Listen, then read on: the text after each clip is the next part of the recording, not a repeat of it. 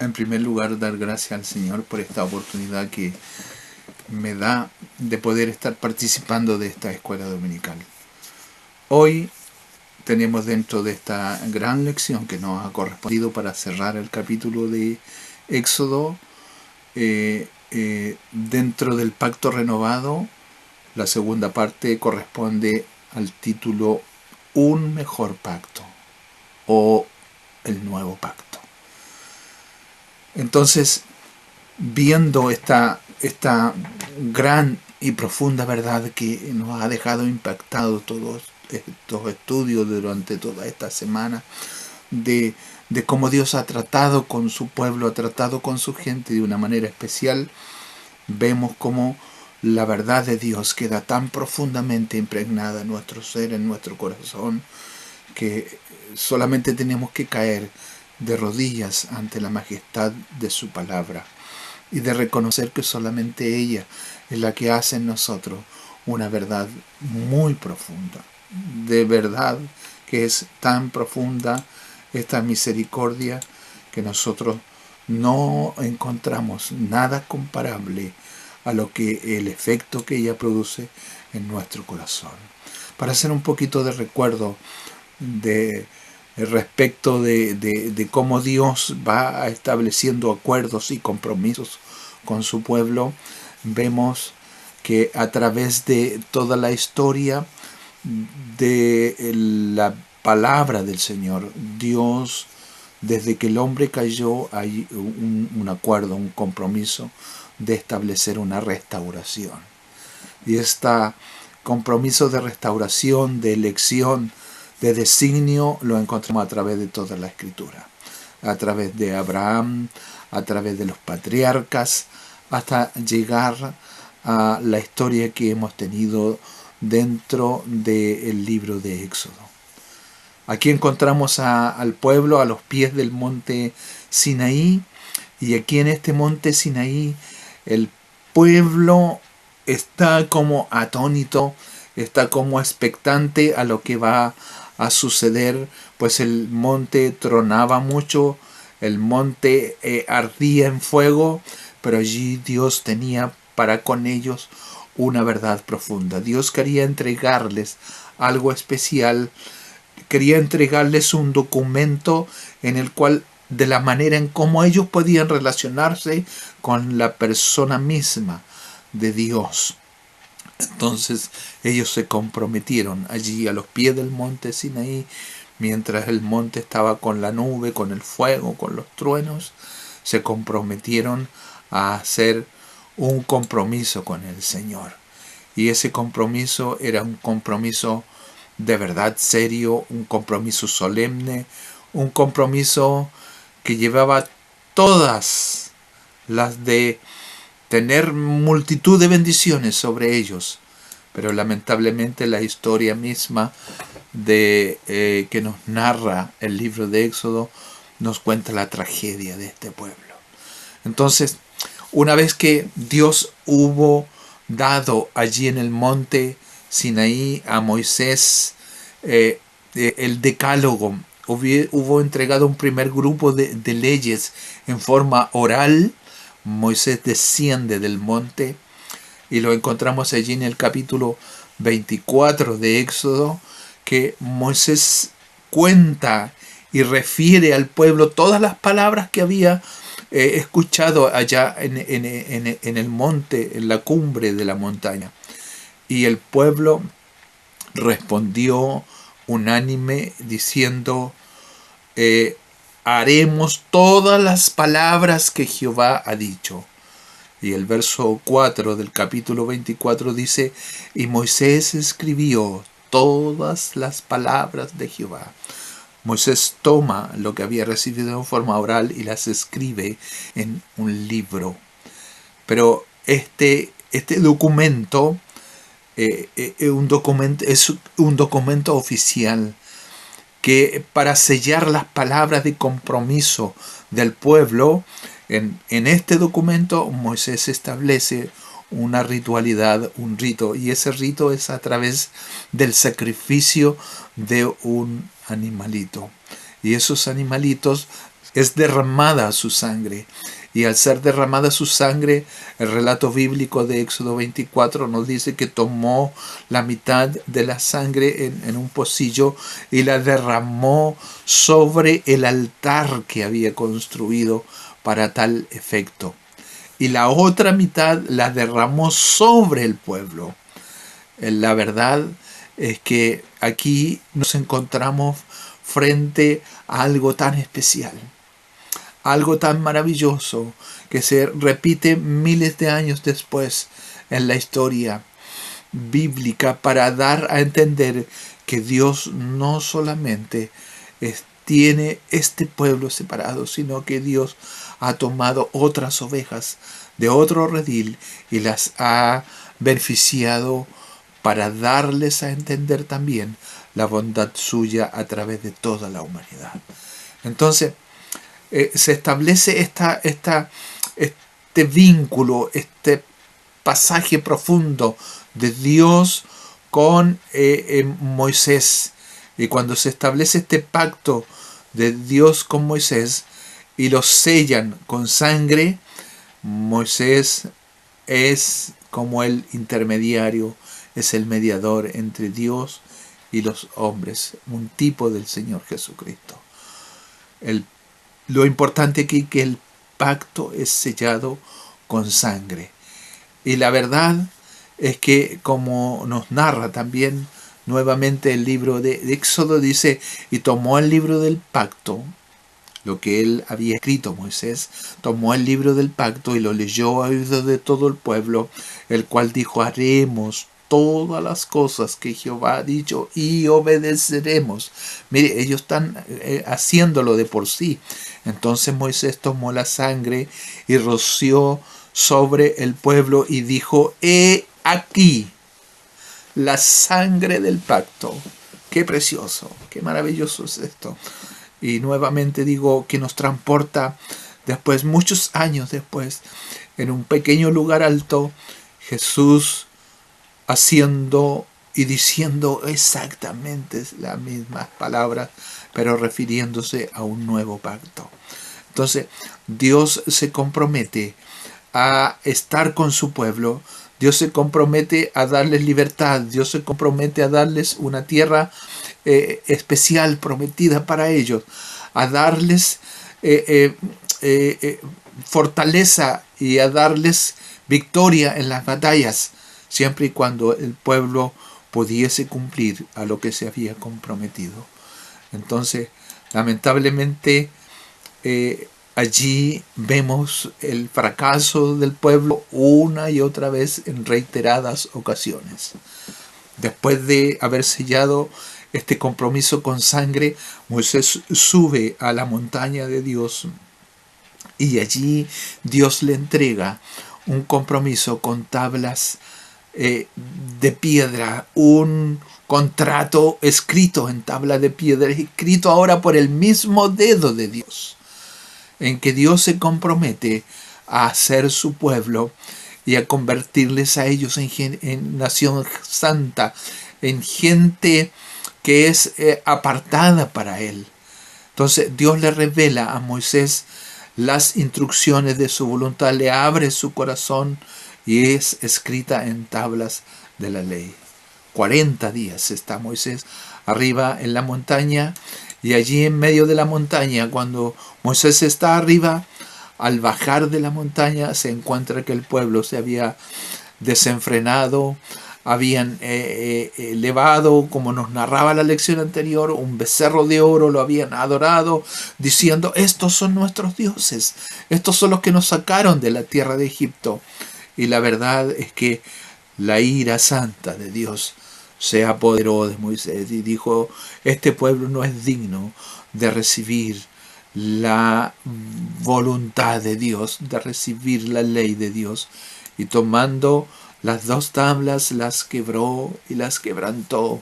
Símbolo de que días atrás el pueblo se había comprometido a cumplir las leyes, sobre todo en lo referente a no tener dioses extraños, ni adorarlos, ni hacer cosas de figura semejante a lo que hay en los cielos.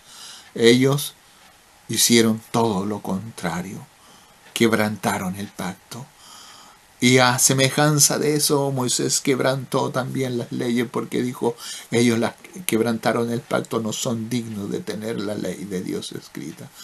Hay una profundidad grande respecto de cómo Dios trata con su pueblo. Dios estaba sumamente airado con este pueblo. No quería continuar con este pueblo. Le dijo, yo Moisés voy a raer a este pueblo y de ti voy a hacer una gran nación, mucho mejor que ellos. Pero Moisés se postra en tierra, intercede por ellos 40 días, 40 noches, pide misericordia, clama, gime.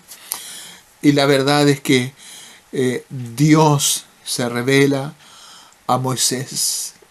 Y esto es lo que trasciende la Escritura.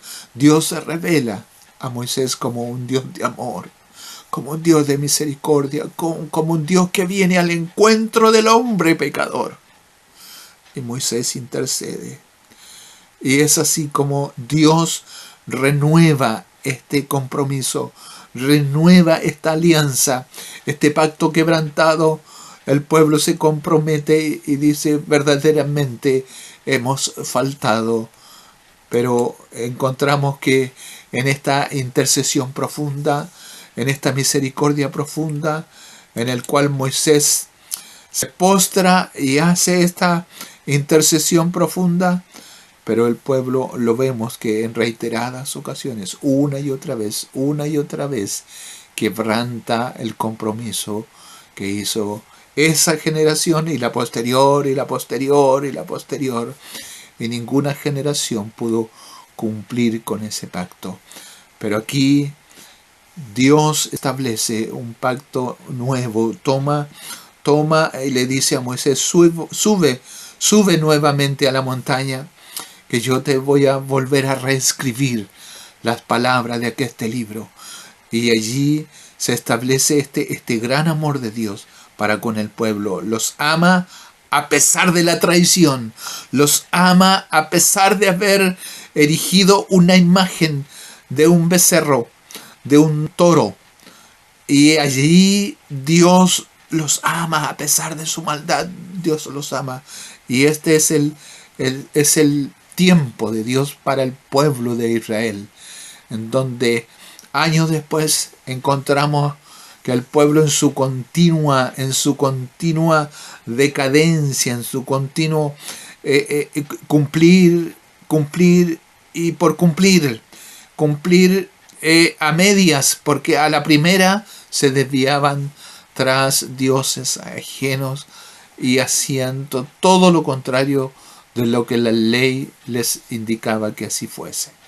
Y encontramos aquí que en Jeremías nos dice que aquí vienen días, dice Jehová, en que haré un nuevo pacto con la casa de Israel y con la casa de Judá.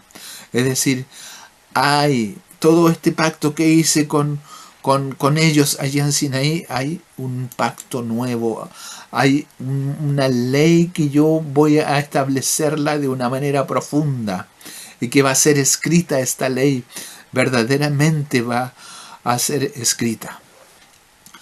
El libro de Gálatas nos habla acerca de esta condición, de este efecto, de esta causa que produce la ley. La palabra de Dios dice allí en Gálatas 3, 10 al 12, dice, porque todos los que dependen de las obras de la ley están bajo maldición, pues escrito está, todo aquel que no permanece en todas las cosas escritas en el libro de la ley para hacerlas, porque y por la ley ninguno se justifica para con Dios. En esta primera parte del pasaje nos dice, porque los que dependen, los que hacen, los que tratan de cumplir la ley de Dios en forma solamente ritual, dicen, están bajo maldición. Bajo maldito aquel que no permaneciere en todas las cosas escritas en el libro de la ley para hacerlas. O sea, bastaba solamente una una que no cumplieran para que significara que habían abolido todas las leyes. Era muy difícil. Nadie se podía justificar para con Dios, porque por la ley, verso 11, y que por la ley ninguno se justifica para con Dios. O sea, la ley no puede dar justificación. La ley no salva, en sí misma no salva. Solamente indica que hubo una transgresión, pero la ley no salva. Entonces, la palabra del Señor nos dice, es evidente, porque el justo por la fe vivirá. Y la ley no es fe, sino que dice, el que hiciere estas cosas, vivirá por ellas. La ley en sí no tiene el poder de cambiar a una persona, sino que la ley muestra la falta. Entonces, faltaba aquí un punto intermedio, faltaba algo especial.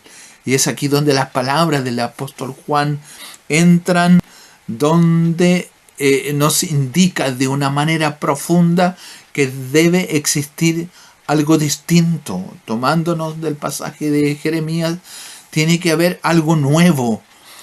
Diciéndonos aquí en Juan, dice, porque de su plenitud del Señor Jesús tomamos todos, y gracia sobre gracia, pues la ley por medio de Moisés fue dada, pero la gracia y la verdad vinieron por medio de Jesucristo. Aquí introduce la persona del Señor Jesucristo. Toda esta gracia y esta misericordia que Dios demostró allá en Sinaí, perdonando, pasando por alto la transgresión que ellos habían hecho, Dios mostró en forma incipiente su clemencia, su misericordia, mostrándonos en forma muy anticipada ya desde Génesis, pero también mostrando aquí en el Sinaí su misericordia, mostrando que en Él hay perdón y Él es amplio y misericordioso. Entonces, de la plenitud del Señor Jesús nosotros tomamos gracia, tomamos misericordia. Pero la ley por medio de Moisés fue dada, pero la gracia y la verdad vinieron por medio del Señor Jesucristo. La ley que nos muestra la falta fue dada por Moisés. Pero ¿de dónde viene la verdad hacia nosotros? ¿De dónde viene la gracia? ¿De dónde viene la misericordia? Solamente a través del Señor Jesucristo. Entonces, de esto, la ley de la salvación nada tenía que decir, pues la ley no podía justificar, no puede dar justicia.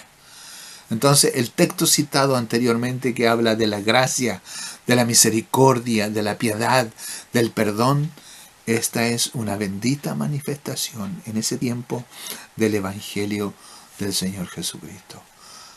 Y algo muy importante, cuando Moisés hubo descendido ya una vez más con los nuevos escritos de la tabla de la ley, dice, ¿sabes? Refiriéndose al Señor Jehová, le dice, tu presencia ha de ir con nosotros, tu presencia tiene que estar con nosotros, porque solamente estando la presencia, él se dio cuenta, Moisés, que estando la presencia de Dios, ellos iban a hallar gracia y misericordia. Iba a haber una posibilidad de que Dios se apiadara de ellos. Es así también con nosotros hoy día. Hoy día nosotros no transitamos solo. El mismo Señor Jesús nos dice, he aquí yo estoy con vosotros todos los días, hasta el fin del mundo. ¿Por qué? Porque estando Él hallamos gracia, porque estando Dios presente hallamos misericordia. Si Dios no está, lo sacamos del camino, lo sacamos de nuestra vereda, lo sacamos de nuestro lado, de nuestra compañía. Vamos a hacer todas las cosas iguales, en forma ritual. Vamos a cantar, vamos a orar, vamos a participar de todas las actividades, pero a Dios lo vamos a tener de ladito. Y así nos vamos a ir hundiendo cada vez más lejos y lejos de Él. Pero Él dice que Él va a estar con nosotros cada día. Si Él está con nosotros, si Él está en nuestras oraciones, si Él está en nuestra liturgia, cada vez que invoquemos el nombre del Señor Jesús, vamos a encontrar la puerta abierta para hallar gracia y misericordia. Entonces, es así que encontramos un pasaje muy lindo en el libro de Gálatas que nos dice: así entonces la ley fue necesaria para llevarnos a Cristo, de manera que la ley ha sido nuestro ayo para llevarnos a Cristo, a fin de que fuésemos justificados por la fe. Pero venida la fe, ya no estamos bajo ayo, pues todos sois hijos de Dios por la fe en Cristo Jesús. La verdad aquí nos narra y nos muestra lo que ya he venido diciendo. Está la ley, están los mandamientos, están las ordenanzas, pero ellas nos indican solamente que si son transgredidas hay una falta. O sea, la ley nos muestra, la ley nos dice un alto, pero ese alto es que nos muestra la condición en que nosotros estamos. Estamos lejos de Él, que hemos quebrantado la ley. Entonces, la ley nos dice: ojo, alerta, tú has cometido una falta y has quebrantado los mandamientos de Dios. ¿Dónde está la misericordia? ¿Dónde está la justificación? La ley no la puede dar. Los mandamientos no la pueden dar. Todas las cosas de obra que usted haga no puede dar la justificación. Puede dar todo su dinero a la obra, puede dar todo su tiempo a la obra, pero ninguna de esas cosas lo va a justificar y va a alcanzar misericordia. La misericordia solamente se alcanza cuando encontramos a Cristo. La ley es la alerta y nos dice: has fallado. Pero la única forma para poder tener reconciliación es a través del Señor Jesucristo. Ser justificados por medio de la fe. Así que ahora nosotros tenemos la fe en Cristo, ya no estamos bajo el ayo. Ya no está la ley indicándonos que hemos fallado, que hemos faltado, pues hemos confesado en nosotros la fe en el Señor Jesucristo. Y así, dice el verso 26, pues todos sois hijos de Dios por la fe en Cristo Jesús. Somos convertidos de una manera especial en algo distinto. Algo Dios hizo para que así fuese. Y esto lo encontramos en Hebreos, capítulo 8, que de una forma muy narrativa nos cuenta casi toda la historia del libro de Éxodo, diciendo de esta manera: porque reprendiéndolos dice: he aquí vienen días, dice el Señor, en que estableceré con la casa de Israel y la casa de Judá un nuevo pacto. No como el pacto que hice con sus padres el día que los tomé de la mano para sacarlos de la tierra de Egipto, porque ellos no permanecieron en mi pacto y yo me desentendí de ellos, dice el Señor. Esto es tremendamente importante. Cuando fallamos, cuando transgredimos la ley del Señor, Dios no puede estar allí, porque Dios es santo, 3 veces santo, y donde hay santidad no puede haber ni mancha ni señal de pecado. Cuando somos pecadores, el Señor no puede estar presente. Dios no puede estar presente. Es así de simple. Nosotros nos engañamos a nosotros mismos. Hoy día, cuando queremos vivir la vida propia nuestra. Y decimos: yo hago esto de esta manera, yo pienso esto de esta manera, a mi propia manera de ser. Y si no está Dios presente, si no está Él allí presente, la verdad es que Él se desentiende de nosotros y nos deja correr nuestro camino. Es lo que hizo con el pueblo. El pueblo no quiso oír, no quiso ajustarse a los mandamientos. Dios se desentendió de ellos. Pero Dios es amplio en misericordia. Y continúa el relato diciendo: por lo cual este es el pacto que haré con la casa de Israel después de aquellos días, dice el Señor.